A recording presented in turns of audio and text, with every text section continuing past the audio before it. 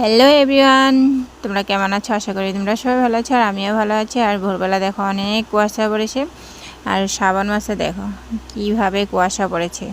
সকালে আশিপাশি কাজকর্ম কমপ্লিট করে চলে গেলাম দোকানের জন্য, রেডি হয়ে গেছি আর স্কুটিও বাইর করে নিয়েছি। তারপরে ওখানে রাস্তাতে দেখি চারিদিকে দেখাচ্ছিলাম আর কুয়াশা চারিদিকে। আর মেয়ে হাতের ব্রেসলেট বানাইছিল, তাই বারবার দেখাচ্ছিল আর কি। জীবনে প্রথমবার দেখেছি শ্রাবণ মাসে এত কুয়াশা পড়েছে। আর দেখো, আর ঠান্ডা ঠান্ডা ওয়েদার ছিল আজকে।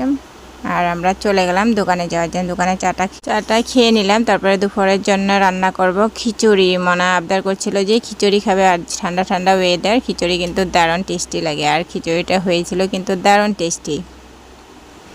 তারপর দুপুরে খাওয়া দাওয়া করে নিলাম খিচুড়ি। তারপরে গিয়েছিলাম বাজারে। বাজার যাওয়ার পরে দেখি যে শনি মন্দিরে সুন্দরভাবে পূজা হবে, তার জন্য মন্দিরটা সাজানো ছিল। তারপরে এখান থেকে দোকান থেকে ফল টল নিয়ে কিছু ফল মন্দিরের জন্য দিয়ে চলে আসলাম, আর কিছু ফল ঘরের জন্য নিয়ে আসলাম। তারপরে আমটা কিন্তু দারুণ মিষ্টি ছিল, দারুণ টেস্টি ছিল।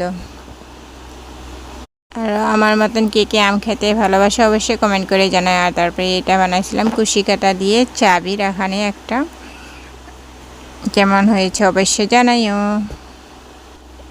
সকাল সকাল দোকান খোলার জন্য গিয়েছিলাম। তারপরে একটা দেখলাম চালের উপরে থেকে হঠাৎ ঘুঘু পাখির বাচ্চা নিচে পড়ে গিয়েছিল, আর সামনে কুকুরগুলি ছিল, আর কুকুরগুলি খাওয়ার জন্য লাফালাফি করছিল। আর মেয়ে ঘুঘু পাখির বাচ্চাটাকে নিয়ে আসলো দোকানে আসার পরে ঘুঘু পাখির বাচ্চাটাকে খাওয়ানোর পরে চালের উপরে উঠায় দিয়ে আনি হয়েছিল, আর ওর মা এসে ওকে খাওয়াচ্ছিল। এই দারুণ দৃশ্য দেখে অনেক ভালো লাগছে, তাই একটু ক্যাপচার করে নিলাম। ভিডিওটি কেমন লাগছে অবশ্যই জানাইও।